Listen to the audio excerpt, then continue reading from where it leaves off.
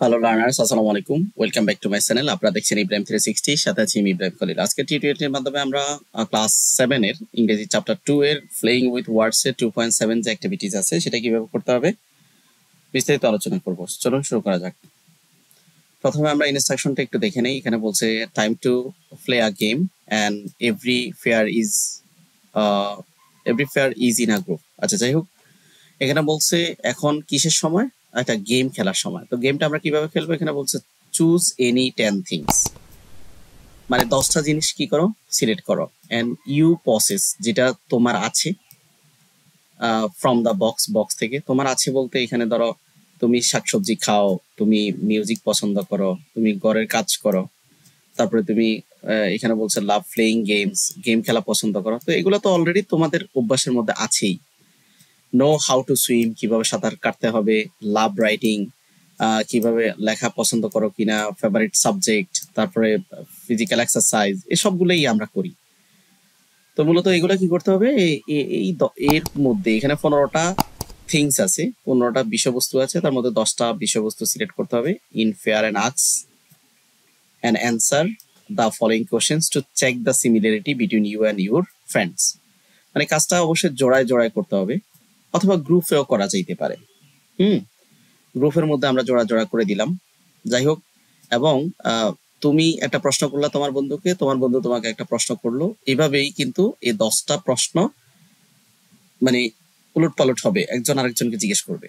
যাই হোক, তারপরে বলছে যে ফর এভরি সিমিলারিটি, যদি তোমার প্রশ্নের অ্যান্সার, তোমার প্রশ্ন, তোমার উত্তর যদি তোমার বন্ধুর উত্তর এক হয়ে যায়, মানে মিলে যায়, ধরো এরকম আর কি, do you like vegetables, sorry, do you like vegetables, তুমি কি ভেজিটেবলস পছন্দ করো?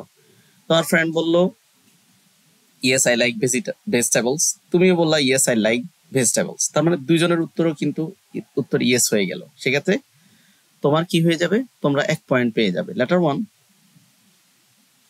Share your score with the whole class.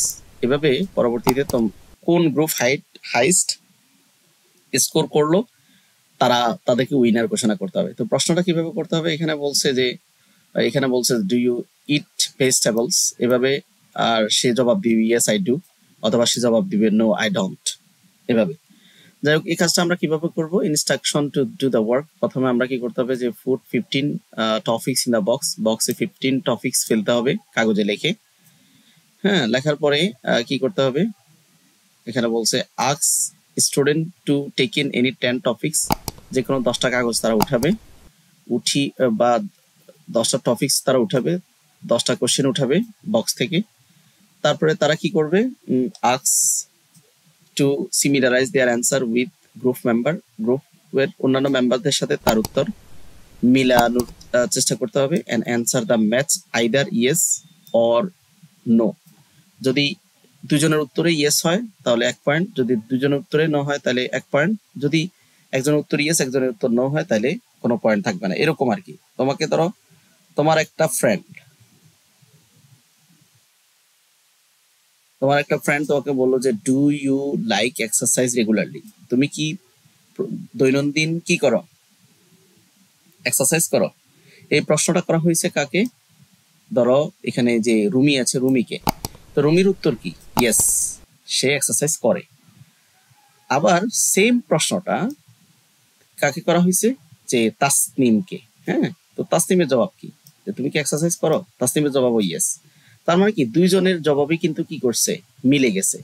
তো এখানে 1 পয়েন্ট অ্যাড হবে। তো এখানে গ্রুপে যদি 6 জন মেম্বার থাকে, 6 জন মেম্বারের প্রশ্নেই যদি ইয়েস হয়ে যায় বা নো হয়ে যায়, মিলে যায়, সিমিলার অথবা ডিজিমিলার হয়, সেক্ষেত্রে 1 পয়েন্ট পাওয়া যাবে। পরবর্তী প্রশ্ন, এখানে বলছে যে do you like online class more than offline class, তুমি কি অফলাইন ক্লাসের থেকে অনলাইন ক্লাস বেশি পছন্দ করো? তো এখানে এই রুমির অ্যান্সার কি,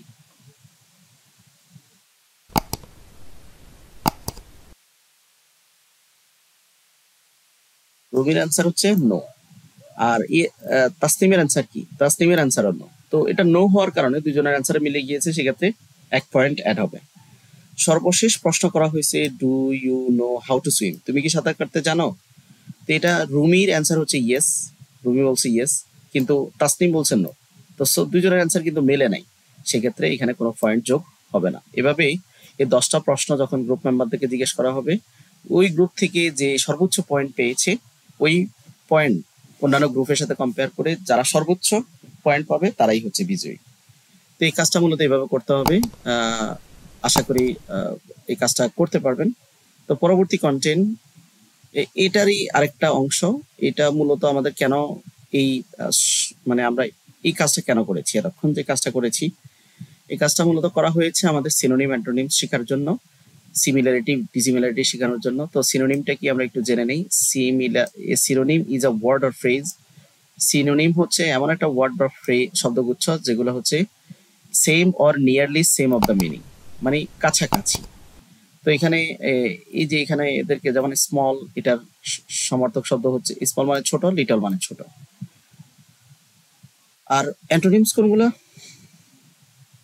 বিপরীত শব্দ কোনগুলো? বিপরীত শব্দ হচ্ছে অপোজিট মিনিং, যেগুলো হচ্ছে বিপরীত শব্দ। যেমন এখানে বিগ, বিগ মানে বড়, বড়র এটার বিপরীত শব্দ হচ্ছে স্মল, ছোট। তো আমরা এখন এখানে যেই সিনোনিম অ্যান্টোনিমস আছে এখানে এগুলা পড়তে বলছে। যে এখানে রং, রং, রং মানে ভুল, রঙের সমার্থক শব্দ হচ্ছে সেম ওয়ার্ড, মানে একই ওয়ার্ড হচ্ছে ইনকারেক্ট, আর এটার বিপরীত শব্দ হচ্ছে কারেক্ট, সঠিক। আনম্যারিড, এটা একটা ওয়ার্ড, এই ওয়ার্ডের সিনোনিম কি? সিঙ্গেল। অ্যান্টোনিমস কি? ম্যারিড। চুজ, চুজ মানে পছন্দ করা বা সিলেক্ট করা, আর এটার বিপরীত শব্দ হচ্ছে রিজেক্ট করা। রাইটার, লেখক, লেখকের সমার্থক শব্দ হচ্ছে অথর, অথরের বিপরীত শব্দ হচ্ছে রিডার, পাঠক। বিহেভ মানে আচরণ, অ্যাক্ট মানে আচরণ। মিসবিহেভ মানে দুরাচরণ বা দুর্ব্যবহার। ওল্ড মানে বয়স্ক, মানে পুরাতন, অ্যান্সিয়েন্ট মানে পুরাতন বা বয়স্ক, ইয়ং মানে যুবক। এখানে বাই মানে কেনা, পারচেজ মানে কেনা, সেল মানে বিক্রি করা। তার মানে কি, এই যে শব্দগুলো আছে এখানে, যে শব্দগুলো আছে এই শব্দগুলো হচ্ছে কি সিনোনিম বা সিমিলার ওয়ার্ড। আর এই শব্দগুলোর ঠিক অপোজিটে এখানে যে শব্দগুলো আছে, এই যে শব্দগুলো আছে এগুলো হচ্ছে কি তার বিপরীত শব্দ। ঠিক আছে, তো এখানে আমরা আরো কিছু শব্দ দেখে নিই। যে কমন, কমন, কমন হচ্ছে ইউজুয়াল, এটার বিপরীত শব্দ হচ্ছে আনকমন। তার ইন্ড বা ফিনিশ, শেষ, এটার বিপরীত হচ্ছে ইনলেস, শেষ না। ফাস্ট বা কুইক মানে দ্রুত, এটার বিপরীত শব্দ হচ্ছে স্লো। তারপর নিট অ্যান্ড টাইডি মানে পরিচ্ছন্ন, ডার্টি মানে অপরিচ্ছন্ন। রিচ অ্যান্ড ওয়েলদি মানে সম্পদশালী, পুয়ার মানে গরিব। এনকারেজ অ্যান্ড ইন্সপায়ার মানে উৎসাহ, ডিসকোর্জ মানে অনুৎসাহ। রেসপেক্ট অ্যান্ড অনার মানে একই শব্দ, তারপরে ডিসরেসপেক্ট মানে অসম্মান। কমপ্লিট অ্যান্ড ফিনিশ মানে হচ্ছে শেষ করা, ইনকমপ্লিট মানে অসম্পূর্ণ। পরবর্তী কন্টেন্ট 2.8 দেখার আমন্ত্রণ জানিয়ে আজকের মতো এখানে শেষ করছি। আল্লাহ হাফেজ।